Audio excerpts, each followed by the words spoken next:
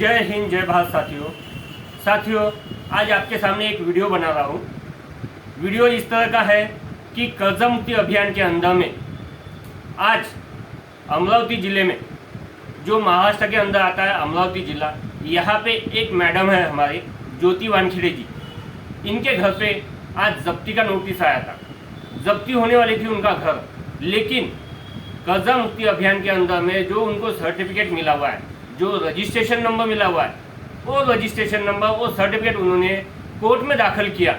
उसके वजह से उनको 6 महीने का टाइम पीरियड मिला हुआ है, जो कि हमारी जो फाइल है वो भारत सरकार के पास में, वित्त मंत्रालय के पास में गई हुई है। उसके वजह से उनको जो 6 महीने का टाइम पीरियड मिला हुआ है, आज उन्हीं के जबानी पूछते हैं कि ये कैसे क्या हुआ है।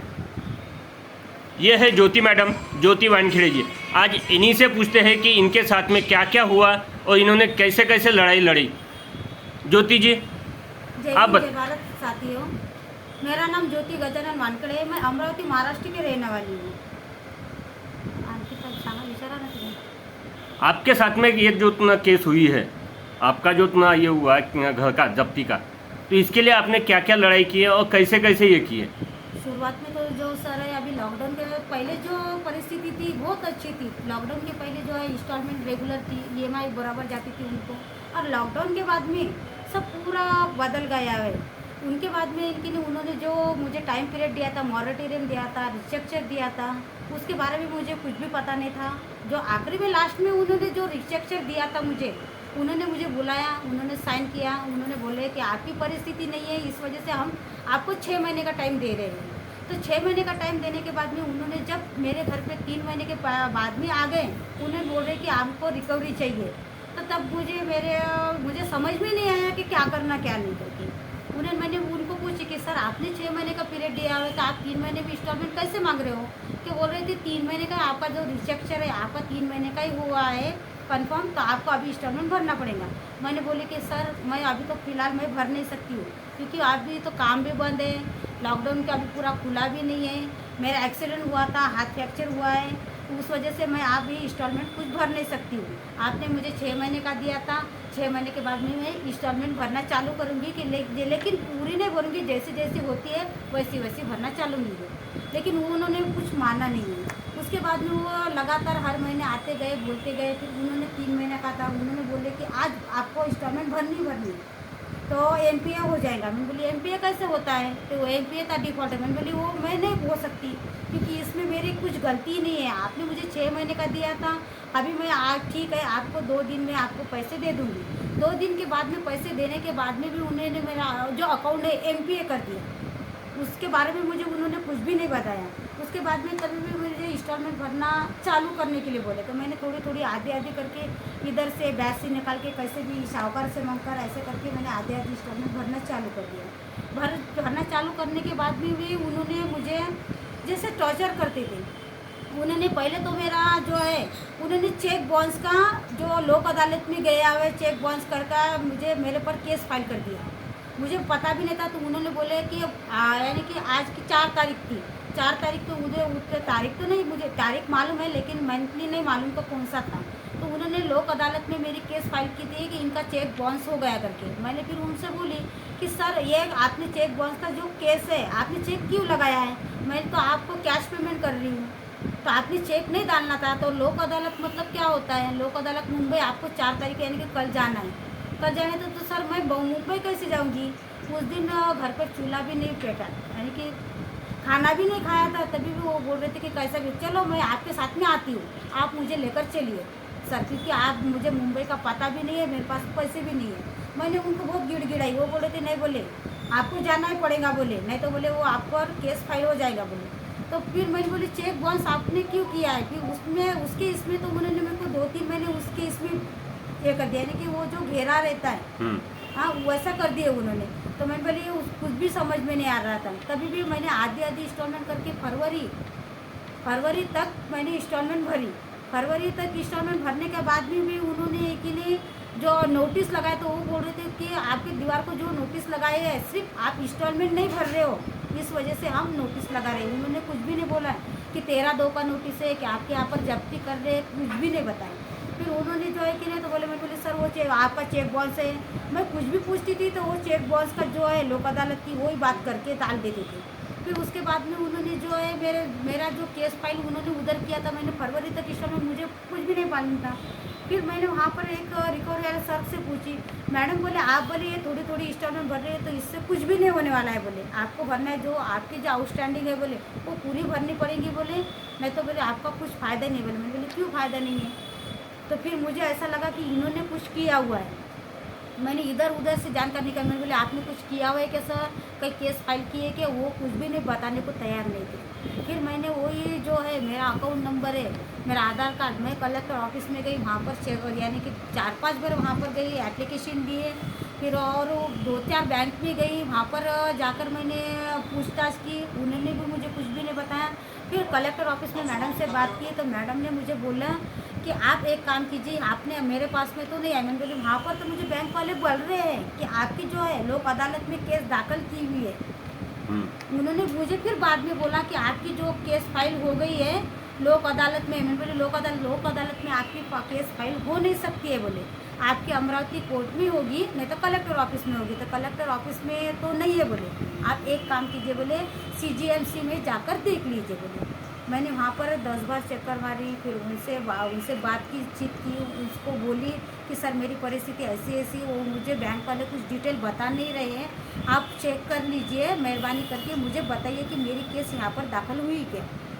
फिर उन्होंने मुझे मेरा चेहरा देखकर पछतावा, मेरे बहुत ही तकलीफ में थी, वो देखकर उन्होंने चेक किया। फिर उन्होंने मुझे बताया कि आपकी केस फाइल हो गई है, 15 अप्रैल को आपका ऑर्डर निकलने वाली है, तो आपको कुछ करना है। मैंने बोले एडवोकेट करिए, जो क्या करना है करिए। मैंने बोले एडवोकेट भी मैं कर नहीं सकती क्योंकि उस दिन मेरे पास में कुछ भी पैसे नहीं थे।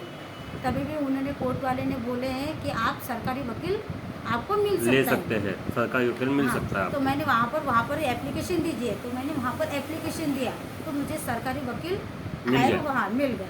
फिर उसके बाद में 15 तारीख को गई मैं, वहाँ पर जाने के बाद में वो दूसरी तारीख दी है, नहीं तो वहाँ पर उसी दिन ऑर्डर निकलने वाले थे। फिर उसके बाद में जो इतनी हिम्मत मिली है मुझे, किसके वजह से हिम्मत मिली आपको? हिम्मत जो है, मैंने हिम्मत आपने को इतनी सारी बात बताई है लेकिन इतनी हिम्मत नहीं थी मुझ में यार। मैं सुसाइड करने जा रही थी, जब मुझे मेरे जो मित्र थे उन्होंने मुझे लिंक भेजा था। फिर लिंक भेजने के बाद मैंने फॉर्म सबमिट किया। फॉर्म सबमिट करने के बाद में मुझे जो सुरभि मैडम जी हैं, सुरभि मैडम जी का मुझे कॉल आया, उन्होंने मुझसे पूछताछ की, उन्होंने मेरी जो सारी परेशानी है सब सुनी। फिर उस पर उन्होंने सुझाव दिया कि आप ज्योति जी आप सुसाइड मत कीजिए, हम आपके साथ में हैं, आपके साथ में आप ऐसा ऐसा कीजिए। उन्होंने जैसे जैसे बोले जैसा जैसा किया, इस वजह से मैं आप आज के सामने कुछ 2 बात कहने के लिए ज़िंदा हूँ। अगर उनसे बात नहीं होती थी तो आज तो मेरे हिम्मत पूरी गई थी। पूरा हुआ है जो कर्ज मुक्ति अभियान की वजह से हुआ है। कर्ज मुक्ति अभियान ने इतना साथ दिया है, इतनी हिम्मत बढ़ाई है। मैं तो धन्यवाद कहना चाहूँगी गुरुजी का जो हमारे साथ में है, सुरभि मैडम जी का जो भगवान के सरीका हमारे साथ में है, तो हमें कुछ भी डरने की ज़रूरत नहीं है। बहुत ही हिम्मत मिली है। आज जो तारीख थी, आज मेरे घर पे पोजीशन के लिए तारीख थी। आज वो जो कोर्ट वाले बैंक वाले हैं जो मेरे घर पे पोजीशन करने वाले थे, जब मैंने वहाँ पर बैक कोर्ट में बोला तो कोर्ट बोल रहे थे, मैंने बोली आप मुझे 8-15 दिन का टाइम दीजिए, 15 दिन के बाद मैं आपको सबूत देती हूँ कि मेरी जो कर्ज मुक्ति अभियान में मैं जुड़ी हुई मैडम, तो उसमें मैंने प्रधानमंत्री कार्यालय में, वित्त मंत्रालय में मैंने केस दाखिल की हुए। जो आपको रजिस्ट्रेशन नंबर चाहिए, आपको जो पूरी मालूमात चाहिए, आपको सर्टिफिकेट द्वारा मैं आपके कार्यालय में सबमिट कर दूंगी। तो उन्होंने मुझे 8-10 दिन का टाइम दिया। तो मैंने आज जो मैं वहाँ पर गई, बैंक वाले ने तो मेरा जो सर्टिफिकेट है उन्होंने लेने से मना कर दिया, उन्होंने लिया ही नहीं है। वो बोल रहे थे जो करना है आप कोर्ट में जाकर कीजिए, हम नहीं ले सकते, इससे कुछ भी होने वाला नहीं है, ऑर्डर निकलेंगे तो निकलेंगे। वहाँ पर जाने के बाद में मैंने कोर्ट में सबमिट किया, तो मुझे आज जो राहत मिली है, राहत मतलब आज मुझे वरदान जो मिला है, तो आपको मैं कुछ बयां भी नहीं कर सकती। आज मैडम ने जो कहा, आज जो बैंक वाले के जो एडवोकेट आए थे उन्होंने बोला कि मुझे भी बुलाया, उनको भी बुलाया, उन्होंने पूछे कि मैडम ये जो आपने वित्त मंत्रालय में किया है तो आज वो बैंक वाले को बुलाइए, एडवोकेट को। उनसे पूछा तो अभी क्या करना है, बोले ये ज्योति वानखड़े मैडम है, इनकी केस आपने जो बैंक वाले ने केस फाइल की है उस पर क्या करना है। तो वो उनके एडवोकेट ने बोला कि इनका जो है ऑर्डर निकाल लीजिए मैडम। ऑर्डर निकालने के बाद मैडम ने पूछा कि ऑर्डर निकालने के बाद आप क्या करेंगे, तो कल पोजीशन कर लेंगे। तो पोजीशन करने के बाद क्या करना है, इनका जो केस है जो कर्ज मुक्ति अभियान से प्रधानमंत्री कार्यालय में, वित्त मंत्रालय में इनका जो केस फाइल हो चुका है, इनका मतलब इनका लोन माफ़ हो चुका है। यानी कि उनका कहने का मतलब क्या है कि इनका कुछ दिनों के बाद में इनका लोन माफ़ हो सकता है। तो आप इनके ऑर्डर कैसे निकाल सकते हैं। तो बोले इनका जो है, बोले अभी तो कुछ भी फिलहाल कुछ आया नहीं है, तभी भी आप बोले ऑर्डर निकालिए। तो ऑर्डर करने के बाद क्या करेंगे, इनका पोजीशन कर लेंगे। बैंक कुछ डूबने वाली नहीं है। इनको जो 6 महीने का टाइम देंगे तो ये 6 महीने के बाद भी इनको रेट ऑफ इंटरेस्ट लगाकर भी बैंक वाले वसूल कर सकते हैं। लेकिन इनका अगर पोजीशन हो गया एक बार तो इनकी जो भरपाई है ये बैंक वाले देंगे क्या। ये सब सुनकर, सब ये जांच करके जो मैडम ने जो आज जो ये दिया है कि इनको 6 महीने का टाइम देना चाहिए। आज मुझे कोर्ट में कर्ज मुक्ति अभियान का जो प्रमाण पत्र मैंने सबमिट किया है उस वजह से मुझे आज इतनी बड़ी राहत मिली कि 6 महीने का वक्त मिला है। मेरे घर का जो पोजीशन है वो रुक गया है। मैं धन्यवाद करना चाहूँगी गुरुजी का और सुरभि मैडम जी का, रामटे के सर जी है, अरविंद सर है, कि जो मेरी पूरी टीम है उन्होंने मुझे बहुत साथ दिया हुआ है। अभी मैं उनको उनके मेरे पास में शब्द नहीं है उनको धन्यवाद करने के लिए। ज़्यादा से ज़्यादा लोग जुड़े, ज़्यादा से ज़्यादा लोग जुड़िए। जिन पर लोन है, कर्जा है, होम लोन है, 2 व्हीलर, कुछ भी घबराइए मत। आप कुछ भी मत गलत कदम मत उठाइए। आप कर्ज मुक्ति अभियान से जुड़िए और जिनके पास में प्रमाण पत्र है वो सबमिट कीजिए। जिनके पास में नहीं है आप आकर ऑफिस में, कार्यालय में आकर आपका प्रमाण पत्र कनेक्ट कीजिए। वहाँ पर जहाँ पर लगता है वो कीजिए। आप गलत कदम मत उठाइए। देखा दोस्तों, ये है ज्योति मैडम की सच्चाई, ज्योति मैडम की जुबानी जो इन्होंने बताई है कि इनके साथ में किस तरह से बैंक ने व्यवहार किया। उसके बाद में भी कोर्ट ने इनको जो 6 महीने की राहत दी है उसके लिए हम कोर्ट का बहुत बहुत आभारी है। और आप सभी से हम विनती करना चाहते हैं, गुजारिश करते हैं कि ज़्यादा से ज़्यादा फॉर्म भरिए और ज़्यादा से ज़्यादा लोगों को इनकी जो भी परेशानी है, जो भी लोग परेशान करते हैं, जिनका पर्सनल लोन हो, होम लोन हो या कोई साहूकार से लिया या किसी से भी लोन लिया है, जो भी है सभी लोग अपना फॉर्म भरिए और ज़्यादा से ज़्यादा लोग कर्ज मुक्ति अभियान में जुड़िए। बस इतनी ही मेरी विनती है। जय हिंद, जय भारत।